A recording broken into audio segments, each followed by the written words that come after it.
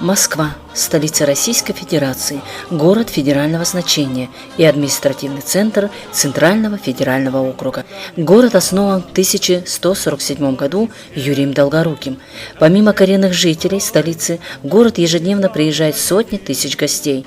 Это один из самых красивейших городов и крупнейший политический, научный и культурный центр. Сюда приезжают с мечтами добиться больших успехов. Здесь много соблазнов и возможностей. Город суеты и длинных пробок. Упорство и настойчивость помогут освоиться в этом большом городе. Ведь Москва слезам не верит. Здравствуйте, уважаемые телезрители! Мы находимся в столице нашей Родины.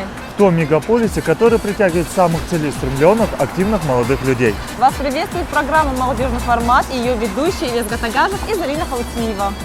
А так как наша съемочная группа постоянно в поиске интересного материала, мы сегодня не случайно оказались в Москве.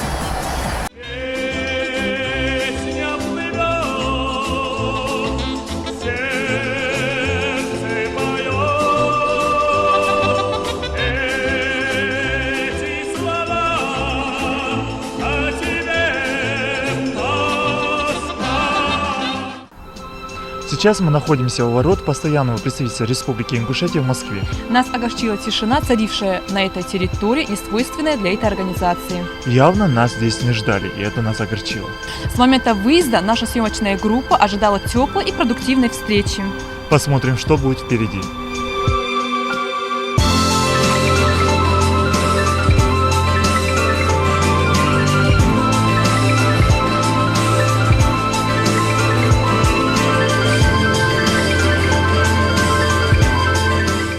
А дальше было вот что. Большие километры пробок, потеря времени в поисках красивых планов, новые знакомства, полезные встречи и, конечно же, приятные впечатления.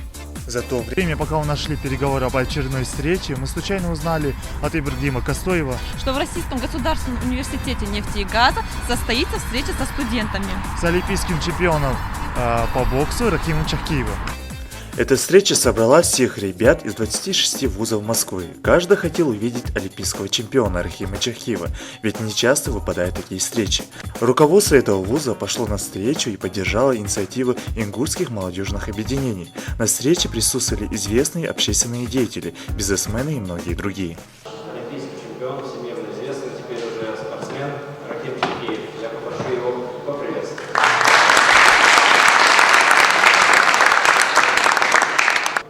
Позвольте, я представлю наш президиум, уважаемый.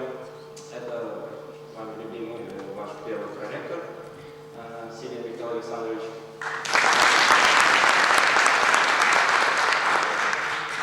Это председатель региональной общественной организации «Ингушская культурная автономия» Гагиев Сергей Кукудинович. Руководитель комиссии по спорту, образованию, молодежной политике нашей организации «Культурная автономия» Ахмед Героев.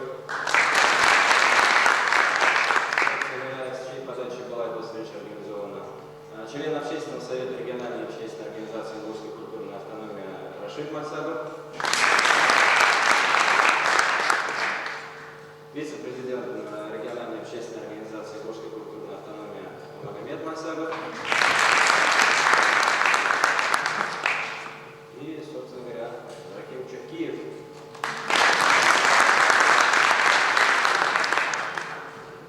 Сегодня мы будем работать, и я забыл, извиняюсь, я забыл представить и сказать, что сегодня у нас в гостях также съемочная группа ГТРК Ингушетии.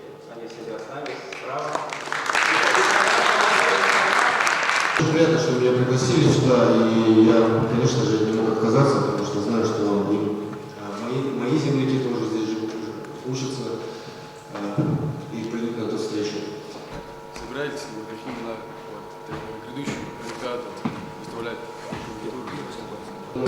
Ну, посмотрим, до 2016 года еще надо дожить, если до этих лет хватит силы, кондиции и желания, то попытаюсь участвовать еще раз.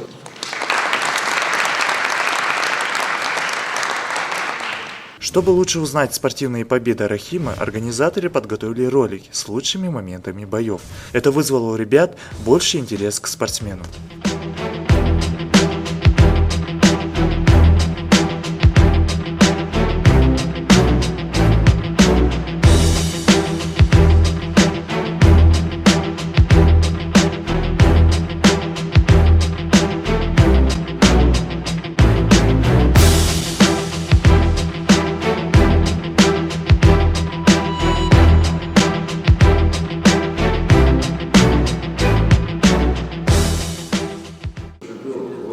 Пришел рассказать вам о технологии успеха.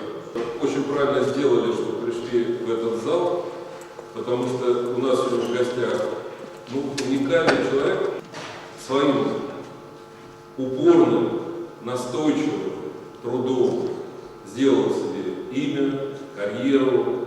Он славит и республику, и славит Россию, да, на весь мир.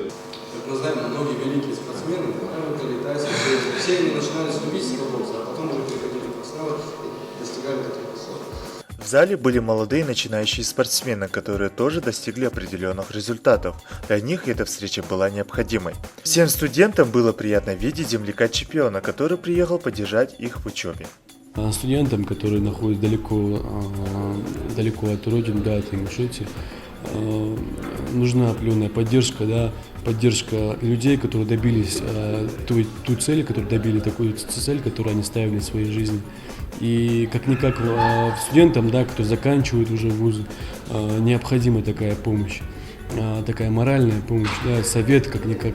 И видя советчиком, да, такого человека, как Рахим Чахкиев, да, соответственно, хочется, ты прислушиваешься, да, с одной стороны, делаешь какие-то более такие выводы, да, и делаешь, усердствуешь в достижении своей цели, которую поставил. Конечно, тут собрались разные люди, да, 26 вузов, как бы собралось, представители 26 вузов собралось сегодня. И это как-никак подчеркивает, да, всю важность, да, что Рахим Чахкиев, как олимпийский чемпион в лице студентов, они видят его очень таким гордостью, да, гордятся ими. И это хорошо, с одной стороны, потому что гордиться теми людьми, которые добились чего-то, да, большего такого, чего-то большого все-таки стоит, да. По окончании встречи организаторы преподнесли Рахиму Чахкиеву памятный подарок. Со своей стороны чемпион передал музею университета боксерские перчатки и футболку, оставил свой автограф и видеозаписи своих боев. Молодежь долго не отпускала спортсмена, советовалась с ним и сфотографировалась на память. Эта встреча явилась полезной и плодотворной. А студенты, в свою очередь, задавали интересующие их вопросы. Рахим дал исчерпывающие ответы и пожелал ребятам не только успеха в учебе, но и в любимом деле.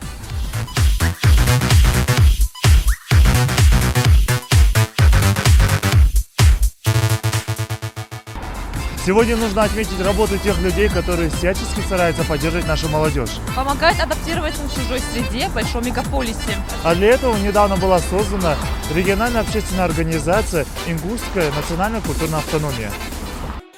Основной задачей Ингушской национальной культурной автономии является объединение всех земляков, проживающих в Москве и Московской области. Здесь одной командой работают неравнодушные и сплоченные национальной идеей люди. Молодежь в нашей организации занимает около 70% нашей деятельности, потому что все наши мероприятия основные связаны именно с молодежью. Активно сотрудничаем с вузами, с представителями других автономий, контактируем, работаем.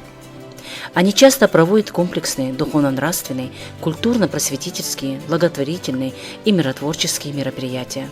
Те мероприятия, которые проводит наша организация, мы от начала и до конца ведем полностью все мероприятия. Это подготовка и оповещение, рассылка пресс-релизов, информирование. Ну а ребята как охотно идут на контакт с вами? Стараются, многие стараются, но кого-то приходится уговаривать, кого-то завлекать. А вообще сама молодежь, она активна сама по себе? Вот? Активно, но не там, где хотелось бы, к сожалению. А где хотелось бы? Хотелось бы, чтобы именно в общественной деятельности больше проявляли себя. Так а они где проявляют? Чисто но они только как-то обособленно. Каждый по себе. Наша задача их всех объединить. А все это делается с целью раскрытия потенциала молодежи, возможности чаще общаться между собой. Небольшой штат коллектива решает важные и необходимые для наших ребят вопросы. Организация очень нужная, очень важная. Мы, пожалуй, первые имеем такую автономию, соответствующую федеральному закону и всем тем требованиям, которые там заложены, по Северокавказским республикам. Надо создавать условия для того, чтобы наша молодежь, наши студенты, наши молодые люди, которые начинают жизнь трудовую, да, чтобы им здесь было условия комфорта. Мы подумали, актив наш ингушский в Москве, согласовали этот проект с главой республики и посчитали, что это востребованная организация, и эта организация будет как раз-таки выстраивать отношения и с обществом московским, и с другими национальными диаспорами и землячествами, и местными властями, мэрией, и с общественными организациями здесь в Москве очень много. Как считает Весенгири Багаудинович, необходимо у молодежи развивать организаторские навыки, ведь в целом наша молодежь очень талантливая, способная и предприимчивая. У нее есть стремление и желание познавать все новое и неизведанное. Работаем мы с молодежью. Во всех вузах у нас есть землячество. Я написал письма практически всем ректорам вузов, что вот такая организация учреждена. Мы готовы с ними сотрудничать, взаимодействовать на благо и самого института, и чтобы наши молодые люди действительно получили высокие знания. Все программы, которые проводятся в Ингушской национальной культурной автономии, создаются с целью приобщения молодежи в политику, образование, спорт и туризм. За каждое направление ответственен руководитель комиссии. В этом важном вопросе участвуют опытные специалисты, которые передают свои знания молодым и перспективным парням. Ахмед, вы расскажете нам о в целом нашей работе по молодежной политике. Раньше люди старшего поколения помнят, были различные общественные организации, которые давали возможность молодежи общаться, формироваться, вырабатывать какие-то организаторские навыки. К сожалению, в последнее время многие эти моменты утрачены, молодежь предоставлена сама себе. И вот именно чтобы раскрыть потенциал молодежи, необходимо, как мы считаем, привлечь эту молодежь, чтобы они больше общались между собой, за счет этого вырабатывались какие-то навыки, и в первую очередь вернуть доверие. Потому что в связи с отсутствием этого доверия, как я считаю, потенциал молодежи во многом утрачивается. Тем более наша молодежь, она часто воспитывается в противоставлении, в противостоянии, и вот этот вот негатив часто отражается на их сознании и мешает полностью реализовать тот потенциал, который у нее может быть. В целом молодежь очень талантливая, даже вот посмотреть по Москве, многие дети, которые учатся и в школах, положительные отзывы и спортом занимаются. Мы будем проводить эти мероприятия регулярно и приглашать на них молодежь, чтобы они общались между собой и стремились к своему формированию, правильному развитию. Официально начала свою деятельность Общественная ингушская национальная культурная автономия в июле месяце этого года. За этот короткий период сделано многое для организации учебы и досуга молодежи. Есть много мероприятий, которые мы планируем и по спорту. Часть участия будет в празднике Ярыгина по вольной борьбе, там по нескольким видам борьбы. Мы планируем и по мини-футболу товарищеские матчи организовывать. Так что много мероприятий, которые, я думаю, мы начали готовиться. Конкретно готовимся, да, конечно, готовимся и составляем список, кто будет участвовать в этом. Созданы программы помощи в выборе специальности и в поступлении в вузы Москвы. Планируется отбор наиболее одаренных, трудолюбивых и перспективных для Республики Ингушетии студентов. Проведение мероприятий по возрождению, сохранению и развитию ингушского языка. Разработан план взаимодействия с правозащитными организациями. Будущее за молодежью, она должна стремиться к своему формированию. Поддержать и дать совет студентам и уже вступающим в трудовую жизнь молодежи считают основным долгом сотрудники ИНК. Создание подобной организации явилось очень современным и важным событием в жизни ингушской диаспоры в Москве.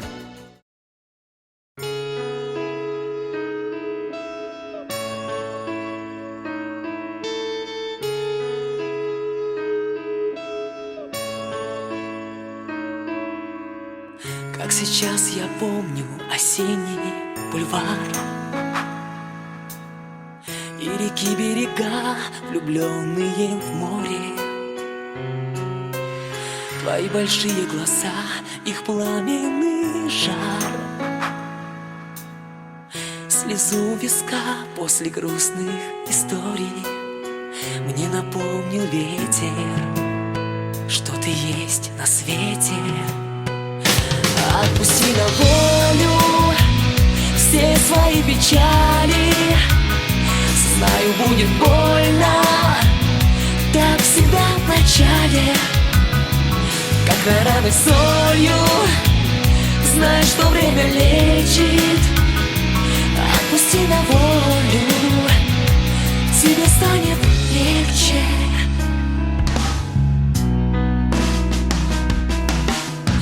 Помню, билось сердце от сладких речей, от историй вздорных, тупых, бесконечных.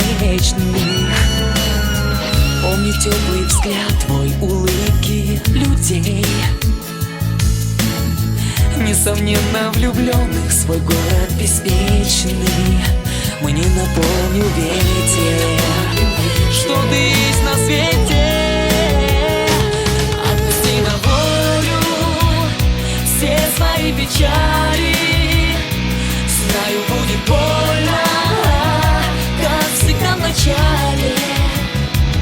Когда раны солью, знай, что время лечит. Отпусти на волю, тебе станет легче.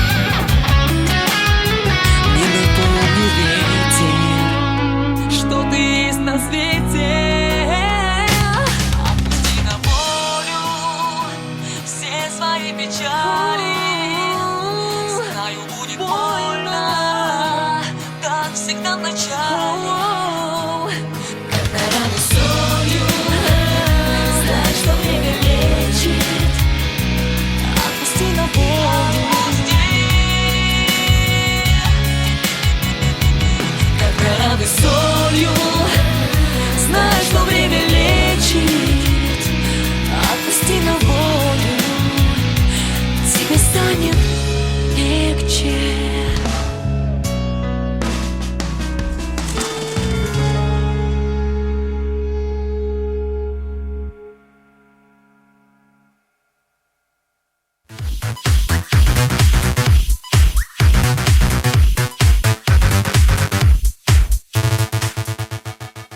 Самая близкая тема для нашей программы – это студенты. Для нас очень важно отслеживать их учебу. Их успехи и насколько они активны в общественной жизни. Одно другому не должно мешать. А наоборот, поможет им набраться опыта. И таких ребят здесь немало. В Москву съезжается большое количество абитуриентов со всех регионов страны в надежде получить хорошие знания и приобрести жизненный опыт. Ведь вдалеке от дома, когда ты совсем один, сталкиваешься с трудностями, которые самостоятельно должен побороть. В столицу много ребят из Ингушетии, и наша самая главная цель была встретиться с ними, узнать, как они живут и учатся. Самое главное, о чем думают студенты, это учеба, и им поначалу это кажется нереально, сверхъестественным чем-то. И вот по прохождении нескольких этапов начальных, они самые сложные для любого студента. Главное адаптироваться, а далее уже бывает полегче. Первостепенная задача для нас это повышение уровня образования студентов, адаптация их по их приезду первокурсников. Бывают неадекватные лица приезжают к нам в университет, пытаемся им объяснять. Проводим различные мероприятия культурно-массового характера, пытаемся как-то духовно-нравственно их просвещать, и приглашаем различных духовных деятелей, различных видных деятелей наших, старших. Вот стараемся, и опять же стараемся тоже перед публикой здешней показывать как-то. Вот у нас в планах сейчас посещать различные, может быть, детские дома там, или еще там детские праздники какие-то организовывать. Вот, делать все, что как-то поможет положению дел нашей республики и вообще молодежи. Я учу 6 курс, у меня уже все позади. На самом деле в первом курсе очень сложно бывает адаптироваться к условиям, то есть сам вуз среди технически самый сложный. И один из мировых технических вузов, и, то есть очень много информации, но и воспринимать очень сложно будет, потому что человек уже школу окончил, там уже совсем другая атмосфера. И то есть в самом начале просто нужно верить в себя, то есть выкладываться усердие, и, соответственно, будет результат. То есть не сломаться на первом же преграде, потому что очень много сложных предметов, которые с первого раза не поймешь их, то есть суть предмета, и потом то есть осваиваешь, то есть верить в себя и выкладываться. А как у вас сессия проходит? Сложновато было?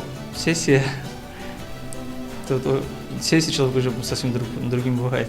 Очень волнуется сильно, то есть его не узнать практически. Я помню себя, вот первый курс, я домой вообще не ездил, то есть сделал первый курс, я учился, только выкладывался. И я помню себя, то есть никаких там отдыха, там погулять, пойти в кинотеатр, там когда такого нет, вообще просто чисто вот учишься и выкладываешь. Скажи, какие планы на я уже долго думал над этим, определился, и я пойду по коммерции. У меня просто очень много путей было: наука, общественная работа, или политика, или коммерция. Вот решил по коммерции. Вообще, конечно, медицинский институт – это очень интересная сфера. Вот у нас занятия проходят в основном в больницах, то есть мы практически с первого курса сразу контактируем с больными, вот, то есть все в таком сразу практическом русле проходит. Вот. У нас очень много студентов из Ингушетии, что очень приятно на самом деле. В основном у нас наши студенты выбирают специальность стоматологию, наверное, потому что, не знаю, очень любят красиво улыбаться. И скажи мне, какое ваше общение со студентами? На самом деле у нас редко получается видеться, потому что мы разобщены очень по всей Москве, это связано с нашей специальностью. Вот. Но, в принципе, в те дни, когда мы встречаемся на собраниях, на землячествах, мы очень рады друг друга видеть, да, конечно, очень оживленно проходится. А помимо учебы, чем ты сейчас занимаешься? Есть хобби у тебя? Да, конечно. Вообще я бывшая гимнастка, но больше хобби моем флористика. Вот. Я участвовала в конкурсах Москвы по флористике, мы выставляли свою работу в музее Рериха. Вот, и сейчас, вообще просто все работы, так получилось, пораздарила я, вот. Но планируется также выставка, вот немножко поднакоплю и обязательно сделаю. Думаю, вы об этом узнаете. Конечно. Первые 10 лет я училась в Саудовской академии, при посольстве Саудовской Аравии в Москве. Там обучение проходило полностью на арабском языке. Потом уже последние пару классов я окончила в обычной школе. Я пошла в школу раньше. Тяжело было учиться? В Саудовской академии, так как я пошла туда в 6 лет, то есть мне сначала чуть-чуть было первые полгода трудно, а потом уже хочешь не хочешь, с преподавателями приходилось на арабском общаться. Я уже как-то, как обычным детям в обычных школах. То есть. Ты владеешь уже арабским языком или английским, наверное, тоже? Арабским, английским, собираюсь французский учить. У меня просто специальность международник, и она мне дает что-то, я могу, то есть я учусь общаться с людьми других религий, других конфессий. То есть, оно мне дает то, что я научилась общаться с очень разными людьми. Я собираюсь стать либо дипломатом, либо послом. В большом городе большие возможности для тех, кто стремится приобрести необходимые навыки и добиться карьерного роста. Только таким улыбается удача. Основная моя деятельность – это научная деятельность. Я в рамках аспирантуры в МГУ на факультете государственного управления занимаюсь проблемами государственного муниципального управления, экономики и менеджмента. Читаю лекции и семинары, но и в то же время занимаюсь и общественной деятельностью, и этим летом участвовал и в политическом проекте Молодой гвардии Единой России «Молодежный праймерис». Занял первое место. И по результатам этих молодежных праймерис и по результатам того факта, что меня выдвинули общественные организации, я попал в народные голосования и попал в 5 лидеров. Было бы очень хорошо, если бы наша молодежь, которая по своей массе очень талантливая и очень энергичная, но не имеет возможности для реализации своего потенциала. И вот со стороны государства и общественных организаций должна быть построена такая политика, стратегия, чтобы молодежь могла все-таки реализовывать свои идеи, чтобы мы могли отсылать нашу молодежь учиться не только в Москву и другие регионы, да, России. Обязательно нужно, чтобы наша молодежь обучалась за рубежом, в лучших зарубежных вузах. Я думаю, нигде нелегко учиться. Вот. Главное, чтобы было стремление и желание учиться. Мы вовлекали нашу молодежь в общеуниверситетскую жизнь, проводим постоянные воспитательные беседы с членами нашей ассоциации. По итогам того года, прошлого года, в РУДН нас признали самым сильным землячеством, а нас здесь более 200 землячеств. Не просто субъектов Российской Федерации, а стран мира. Поэтому очень приятно то, что именно ингуши явились самым сильным землячеством в РУДН. А учатся как ребята? Учится. У нас был Аушев Арсамак, легендарная личность, учился на юридическом, лицей закончил на золотую медаль, бакалавр на красный, магистратуру на красный. И единственное место госбюджетное получил на юридическом факультете Арсамак. Очень умный человек, сейчас работает преподавателем в РГИСе, академия здесь у нас есть, неподалеку. Вот. Очень большой молодец. Идет пропаганда ингушского народа методом всяких выставок, всяких конференций, всяких культурных, спортивных мероприятий, круглых столов и так далее. Не только между ингушскими студентами, а на межнациональном уровне. Мы, кстати, именно ингуши провели первый молодежный саммит молодежи не только России, а всего мира. В нашем вузе обучается 17 ингушей на различных факультетах. Да, факультет института банковского права, международного частного права, институт права и институт прокуратуры. Как успеваемость? Ну, наши студенты, отрадно отметить, что учатся хорошо, успеваемость хорошая.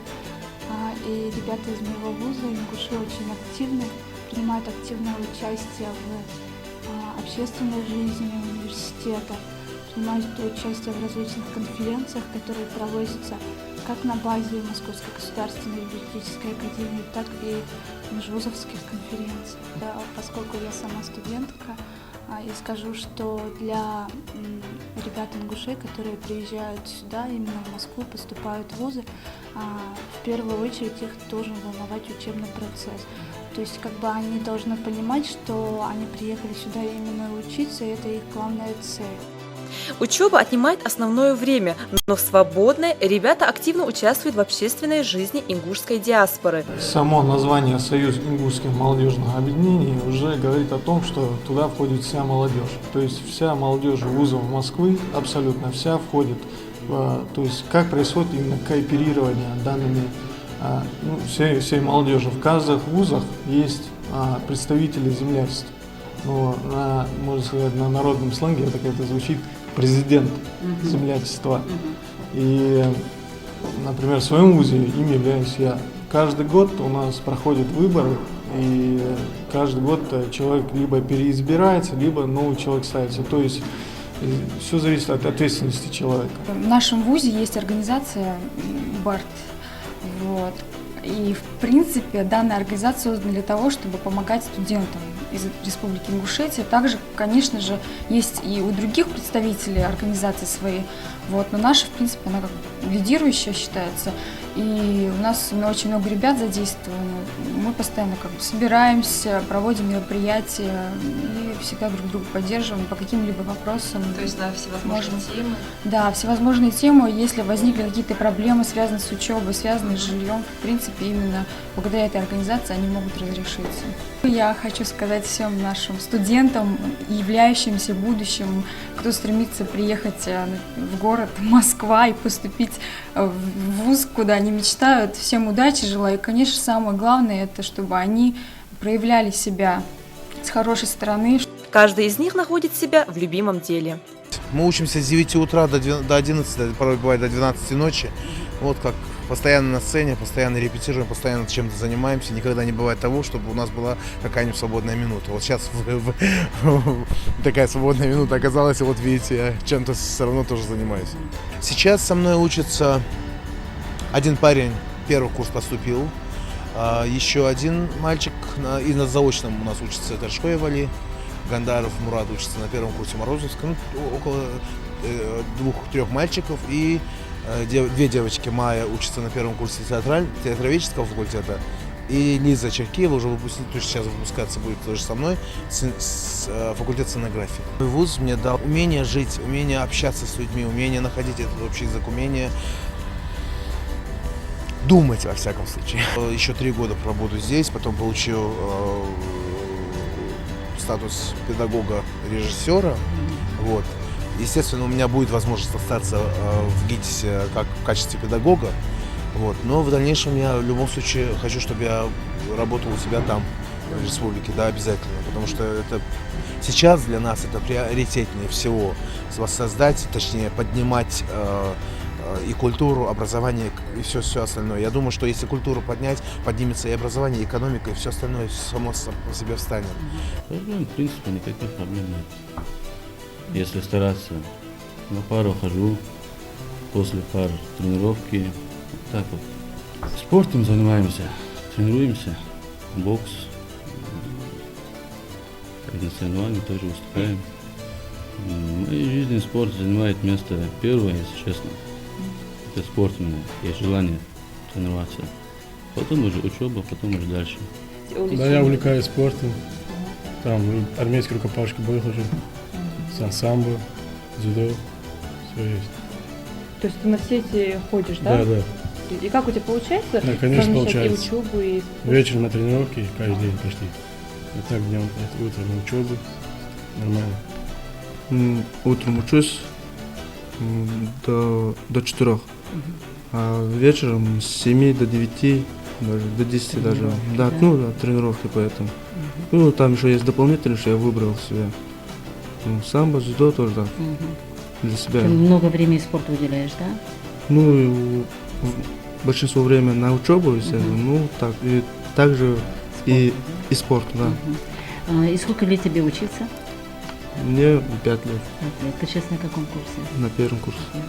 Только начинается все. Да, только начинается. Ну, еще впереди сессия, что тоже волнуюсь маленько. Они знают, куда они приехали, зачем они приехали, да. И, честно говоря, спорт, что на первом месте, это, может быть, немного растерялись ребята. Потому что на первом учебе все равно, на первом месте все равно у них учеба. Спорт это уже как бы после занятий. Скоро турнир по спортивному самбо тоже вузовский, они уже в сборной команде. У ребят из Ингушетии насыщенная жизнь. В этом большом городе каждый из них рационально распределяет свое время, ведь молодость на то и дана, чтобы жить, творить и закладывать прочный фундамент для будущей взрослой жизни. Проходят дни, летят года, а молодость дана одна, и надо нам ее прожить, чтобы не пришлось потом тужить.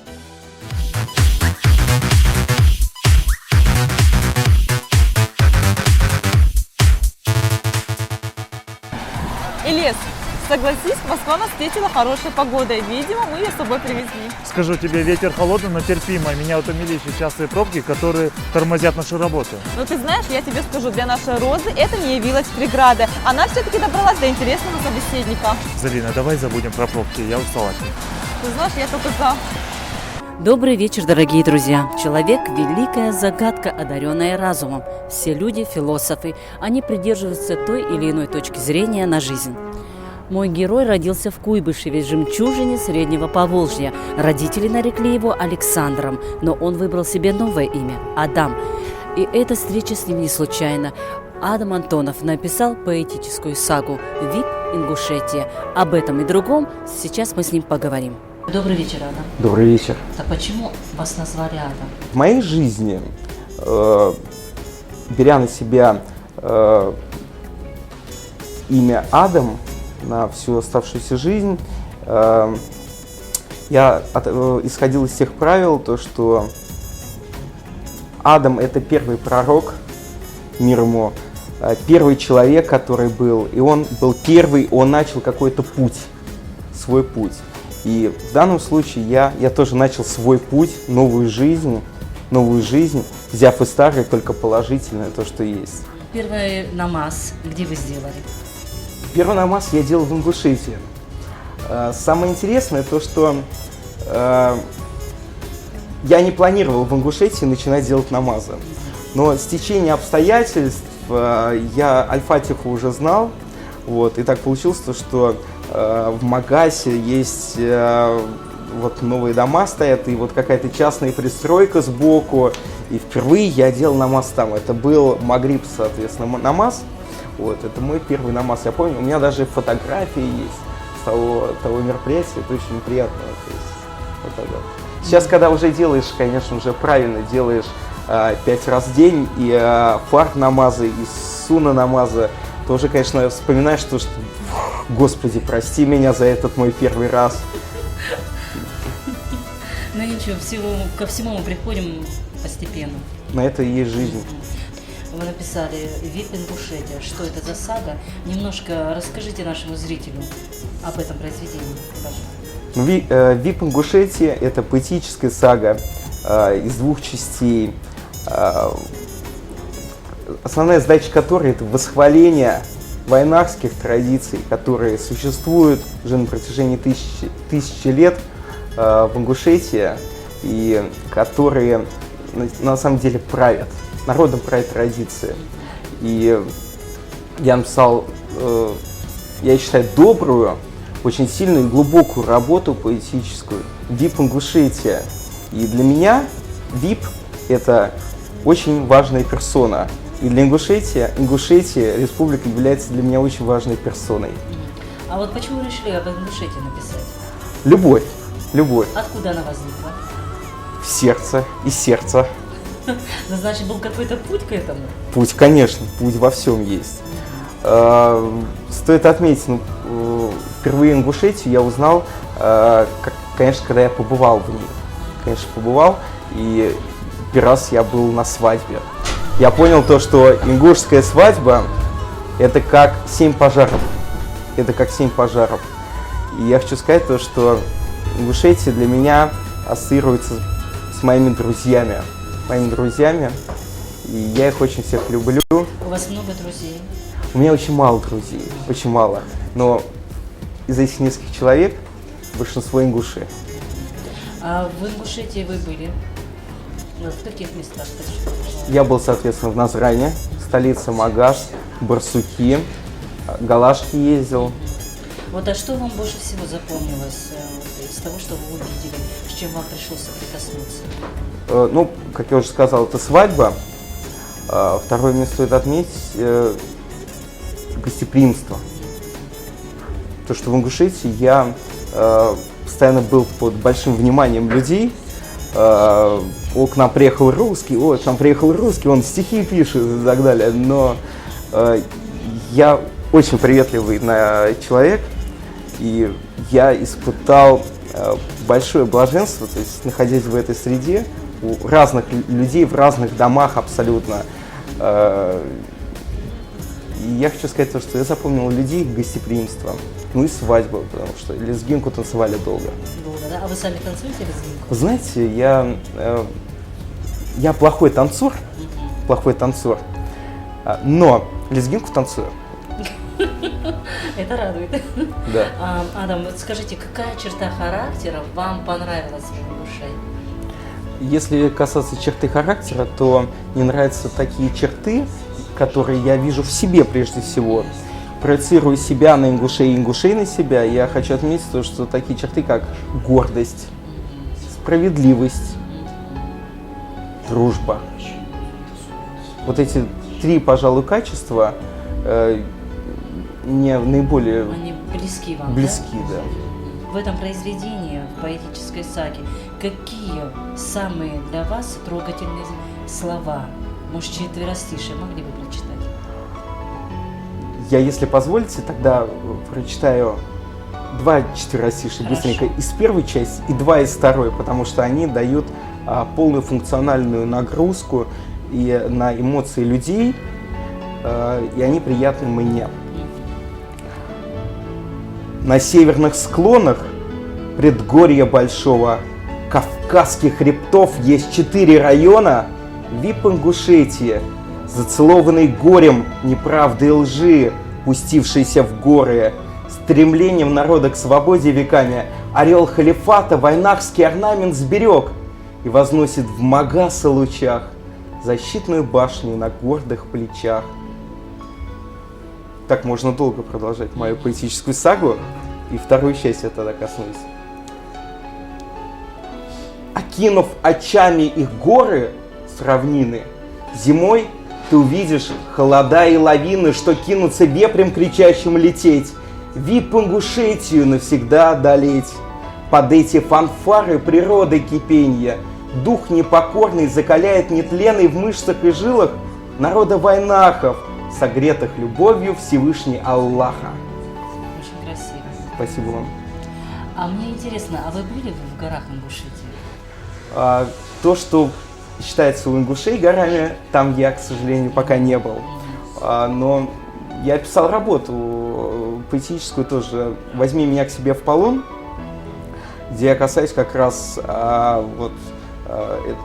солнечной долины, Джирах, Армха, да, река. Вот.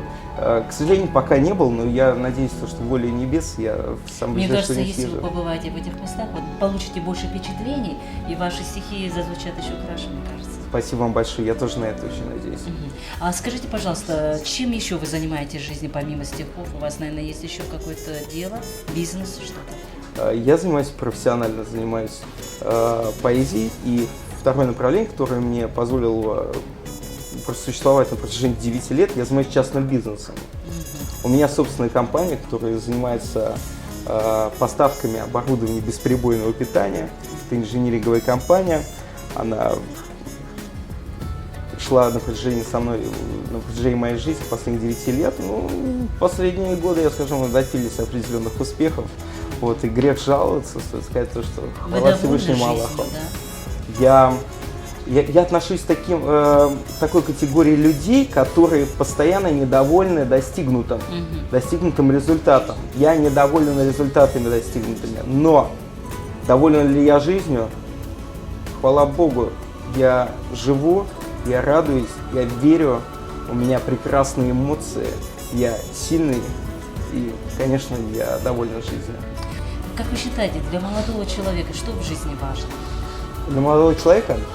Для молодого очень важно в жизни это образование. Образование. Светское, религиозное, неважно. Человек должен получать образование, читать, развиваться. Современному исламскому обществу очень не хватает то, что нету научных успехов, которые раньше были присущи мусульманам.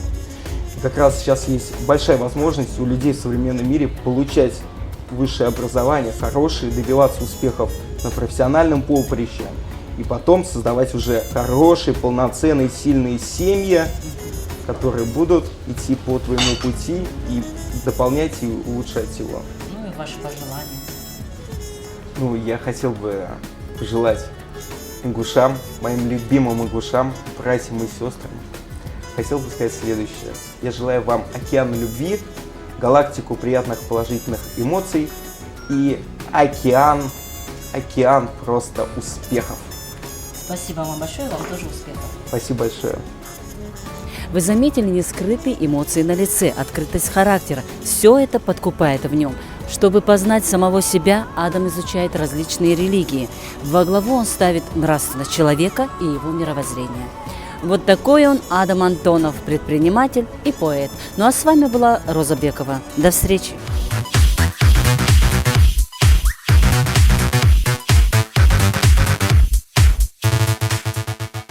Мы продолжаем молодежный формат. Мы все еще находимся в Москве, и сейчас мы хотим коснуться актуальной темы 21 века. Любой современный человек выступает в бизнесе в роли того охотника, который пытается не упустить свою добычу.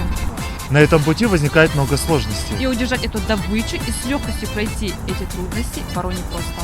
И среди них встречаются те, кому улыбнулась удача. Молодежь – это важнейший ресурс развития бизнеса. Почему же именно молодежь необходима бизнесу? На мой взгляд, прежде всего потому, что именно молодежь, она более инициативна, энергична и целеустремленна. Почти все мечтают добиться успеха в жизни, продвинуться по карьерной лестнице. Стремление, целеустремленность помогают многим достичь желаемых результатов в бизнесе. Сегодня жизнь нам диктует определенные правила. Чтобы получать достаточный доход, нужно открывать свое дело. Получилось просто, что в один период я решил, что на одном энтузиазме ничего не сделаешь, и с пустым карманом не проходишь. И я решил параллельно сделать свой бизнес, поставил себе такую цель. И я не скажу, что я ее достиг, да? Я не скажу, что я многого добился. Это только начало для меня, по крайней мере. И я намереваюсь работать дальше в этом направлении. Но как-то у меня получается. Вроде есть персонал, который занимается у меня этой работой. Вроде я руковожу. Хорошо, есть телефон, которым можно контактировать, в принципе, со всеми и решать вопросы на расстоянии. Поэтому не так сложно. При желании можно многое, и поэтому я как-то совмещаю общественную деятельность, может быть, эту работу и бизнес. Можно сказать, что вы уже все трудности прошли, да? И сейчас вам уже легче.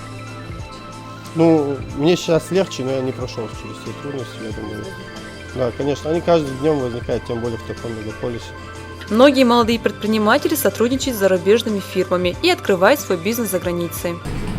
Мы отрабатываем коллекцию в Китае, отшиваем ее, привозим коллекцию в Москву, участвуем в выставках, клиенты заказывают, и уже по итогам заказа мы отшиваем партию. Раньше были коллекции по одежде, я выставляла выставки Вячеслава Зайцева, мы проходили на ВДНХ. Это были студенческие годы, когда выставлялась коллекция одежды. Каждый год. Я училась в Москве, профессиональный лицей художественного текстиля. Закончила диплом с отличием на дизайне. Дипломная работа была связана с Азией. Не знаю, как ни странно. И в итоге я тоже уехала в Китай. Что это было? Это была одежда. Одежда, да? Да, это была одежда, потому что училась я на дизайнера одежды, а в обувь попала, так решила попробовать, затянула. Стало интересно, осталось. Да. Нас можно найти на любого клиента, и на более изысканную девушку, и на более строгую, и спорт. Например, сапоги, то, что на вас сейчас. К сожалению, не моя работа, вот сумка моя работа. Пока можно? Сумка ваша работа, да? Да, я знаю. Повседневный такой вариант. Ну, например, скажите, какие качества этой сумки? Удобный размер, хорошая кожа, что очень важно для сумки, чтобы она долго носилась, была долговечной. Для среднего клиента это очень важно, потому что клиенты покупают в год 1-2 сумки. Для них качество очень важно, чтобы там они через месяц не побежали за второй сумкой. Молодые предприниматели – это социально ответственные люди, заинтересованные в быстром росте своего бизнеса. Именно молодежь в большинстве случаев выступает инноватором в разных областях. Свежие идеи, новые точки зрения помогают им реализовать задуманный бизнес в реальность. Я занимаюсь управлением, я налаживаю бизнес, включаю несколько ресторанов и помогаю людям, которые пытаются или хотят открыть ресторан. На самом деле ресторанный бизнес для Ингушетии это не новый. У нас много известных рестораторов. В Москве ресторатор – это модная профессия, очень востребованная и интересная. И знакомство можно заиметь. Много ингушей, много ребят, которые пытаются что-то делать, и у них получается, неплохо получается на самом деле. Если ингуш берется за что-то, он это делает хорошо. Занимаемся земельными делами, строительством земельных, то есть закупкой земельных участков, их благоустройством. Вот мне интересно, насколько процветает ваш бизнес на сегодняшний день?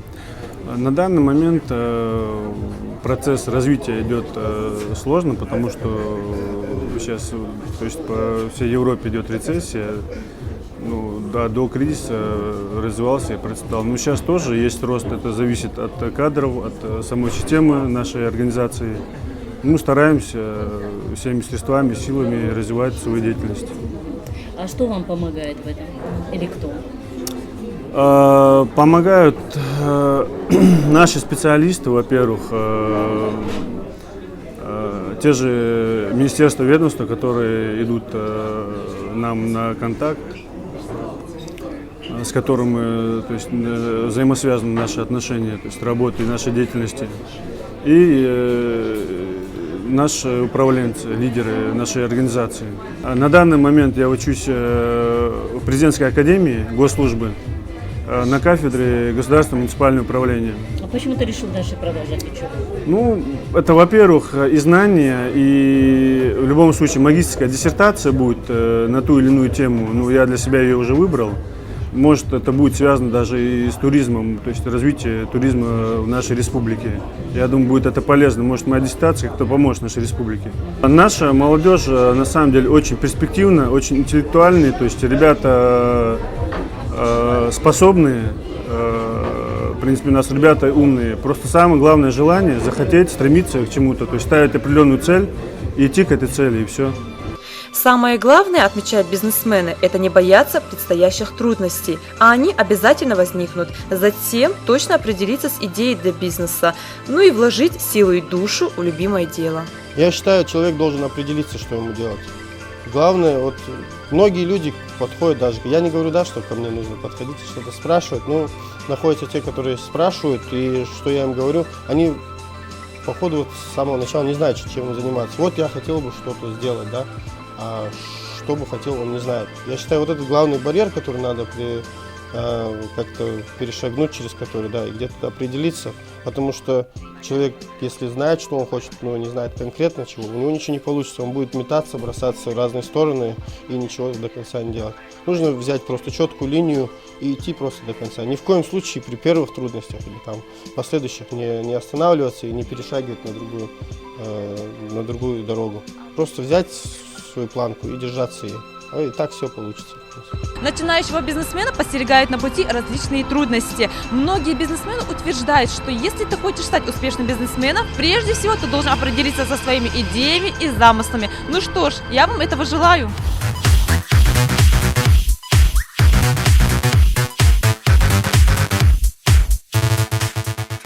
Осуществить эту поездку нам помогли наши спонсоры. Благодаря им мы смогли познакомить вас с жизнью и творчеством интересных людей.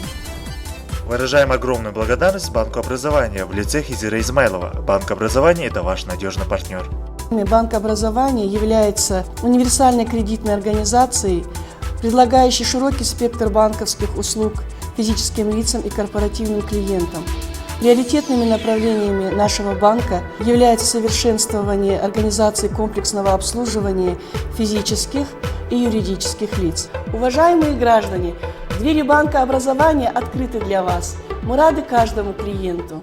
А также благодарим закрытое акционерное общество «Производственное объединение Декор». Строим все виды объектов надежно и прочно, от фундамента до ключа.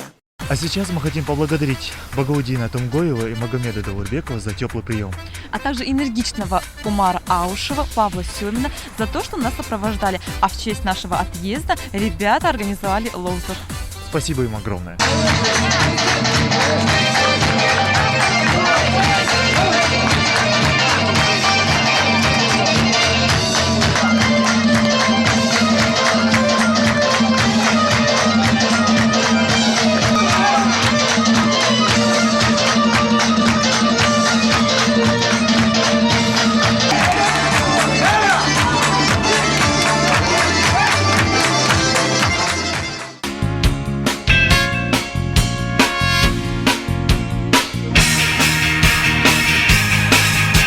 А я иду, шагаю по Москве, но я пройти еще смогу.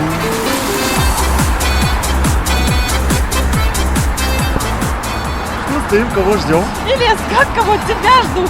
Ведь время нашей программы подходит к концу. Залина, зачем торопиться? Давай продлим это удовольствие, ведь мы же в Москве. Ты знаешь, мы же на этом не прощаемся, а говорим до встречи через неделю. Ну тогда скоро увидимся. С вами были Залина Хутива и я, Ильяс Гатагаджа. До свидания. Адик Хелсу, мяч Даховцу.